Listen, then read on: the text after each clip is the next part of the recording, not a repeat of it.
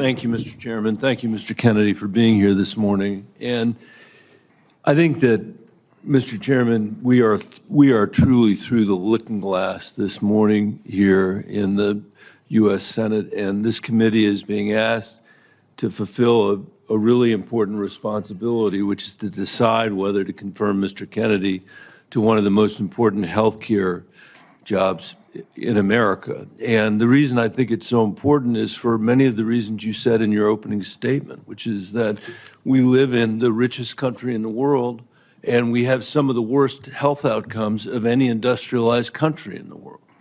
We live in the richest country in the world, and we have some of the lowest life expectancy rates of anybody in the industrialized world. I was a school superintendent before I was in this job, Mr. Chairman, and I can tell you that Mr. Kennedy's right, that when I look at the kids in the Denver public schools, if we don't change the way we eat in this country, 40% of them are going to suffer adult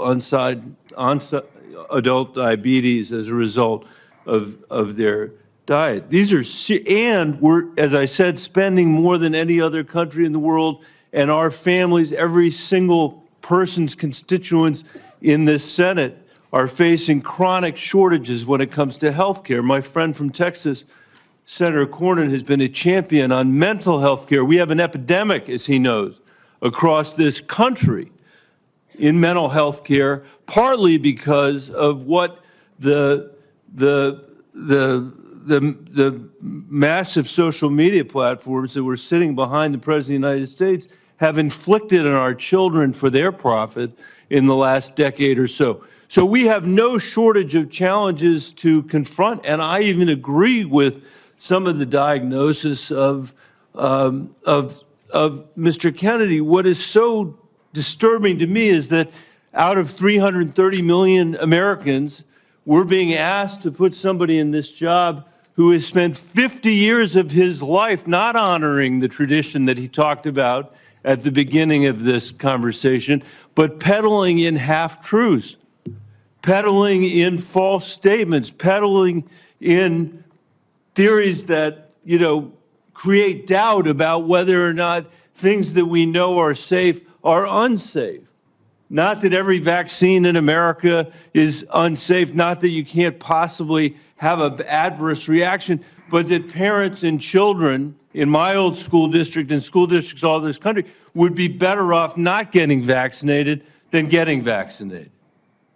Unlike his own children who were vaccinated, unlike the people he invited to his house in Los Angeles for their party who were vaccinated. For everybody else, it's about peddling these half-truths. And he says it with such conviction that you want to believe him.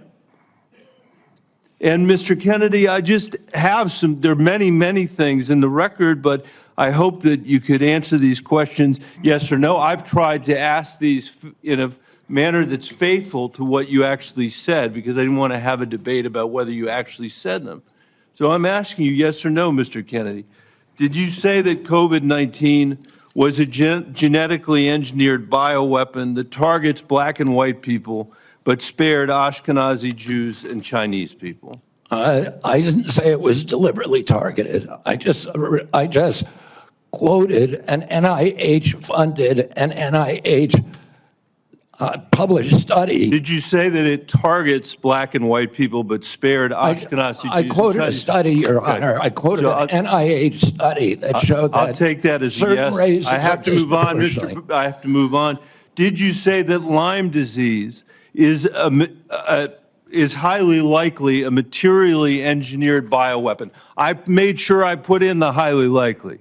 Did you say Lyme disease is a highly likely militarily engineered bioweapon? I probably did say that. Did you say that? And that's what the developer of Lyme I want all of our said. colleagues to hear it, Mr. Kennedy. I want them to hear it. You said yes.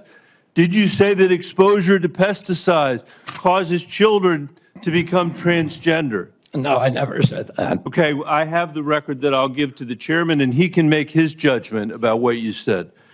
Did you write in your book, and it's undeniable, that African AIDS is an entirely different disease from Western AIDS?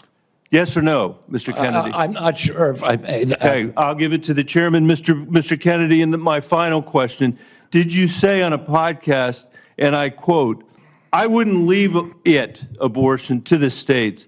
My belief is we should leave it to the woman. We shouldn't have the government involved, even if it's full term."